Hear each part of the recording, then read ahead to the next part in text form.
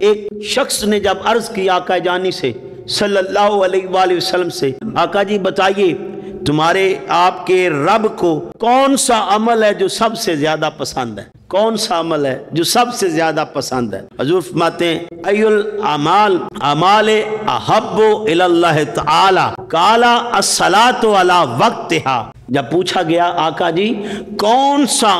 عمل اللہ کو پسند ہے، اللہ راضی ہوتا ہے، سب سے زیادہ اس کو پسند کرتا ہے، سب سے زیادہ جس عمل پر میرا رب راضی ہوتا ہے وہ کون سا ہے؟ حضور فرماتے ہیں الصلاۃ علی وقتها، وقت پر نماز پڑھنا یہ تیرے رب کو بڑا پسند ہے۔ جب تیرے رب کا بلاوا آ جائے تو نماز میں تاخیر نہ کیا کر، جلدی جلدی پڑھا کر۔ جو بندہ وقت پر نماز پڑھتا ہے تیرا رب اس بندے پر راضی ہو جاتا ہے۔ تو آج تو دوستان گرامی قدر اگر آج دیکھیں اپنی مسجدوں کا حال، آج مسجدیں ویران یہ بتاتی ہیں کہ ہم ہیں تو مسلمان ممالک میں، لیکن ویرانی بتاتی ہے جیسے یہ دیار غیر میں ہے۔ صاحب آج مسجدوں میں نمازی نہیں ملتے۔ میں نے بڑے بڑے گاؤں میں دیکھا ہے کہ جماعت کے لیے نمازیوں کی انتظار میں بیٹھے ہوتے ہیں کہ کوئی ایک دو نمازی آئے اور پھر جماعت کی جائے۔ تو صاحبان محتشم ذہن نشین کر لیجئے، میرے اور آپ کے رب کریم کو یہ ادا بڑی پسند ہے کہ اس کی نماز کو وقت پر پڑھا جائے، وقت پر پڑھا جائے، اور جو وقت پر نماز پڑھتا ہے تیرے رب کو یہ ادا بڑی پسند ہے، اللہ راضی ہوتا ہے، اللہ پاک اس بندے سے خوش ہو جاتے ہیں جو بندہ وقت پر نماز پڑھتا ہے۔ تو آؤ دوستان گرامی قدر ایک حدیث کے الفاظ ہیں، جب بچے کی عمر 7 سال ہو جائے، 7 سال ہو جائے تو اس کو نماز کی تلقین کرنا شروع کر دو، اس کو نماز کی طرف راغب کرو، اس کا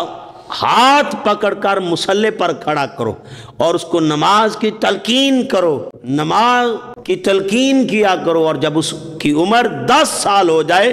تو سختی کے ساتھ بھی نماز پڑھایا کرو۔ چاہے تمہارے لہجے میں سختی بھی آ جائے تو یہ والدین پر فرض ہے کہ وہ اپنے بچوں کو نماز کی پابندی کرائیں۔ تو دوستان گرامی قدر ذہن نشین کر لیں، آقا رحمت صلی اللہ علیہ وآلہ وسلم ایک دن اپنے صحابہ سے سوال کرتے ہیں، میرے صحابہ بتائیے میرے صحابہ، کسی کے گھر کے باہر نہر ہو اور وہ 5 دفعہ اس میں نہائے، 5 دفعہ اس میں نہائے تو کیا اس پر میل کچیل رہے گی؟ تو صحابہ نے عرض کی نہیں یا رسول اللہ صلی اللہ علیہ وآلہ وسلم، ایک دفعہ بندہ نہا لے تو میل جسم کی اتر جاتی ہے، بدن سے میل جدا ہو جاتی ہے۔ ایک دفعہ غسل سے، ایک دفعہ نہانے سے بندہ اپنے بدن کو دھو لے تو میل بدن کی اتر جاتی ہے،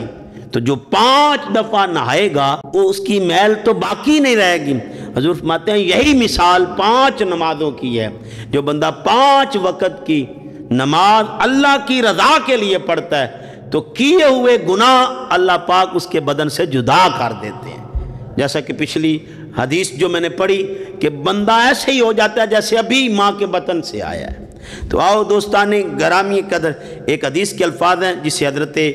جابر بن عبداللہ رضی اللہ تعالی عنہ آپ روایت کرتے ہیں کہ بین العبد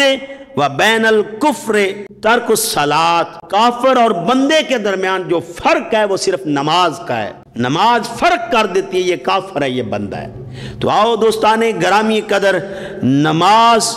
اور ایک حدیث کے الفاظ ہیں کسی شخص نے عرض کی آقا جی کچھ ایسے اعمال بتائیے، ایسے اعمال بتائیے کہ میں جنتی ہو جاؤں، جنت میرا مقدر بن جائے، میں جنت کا حقدار بن جاؤں، جنت میرا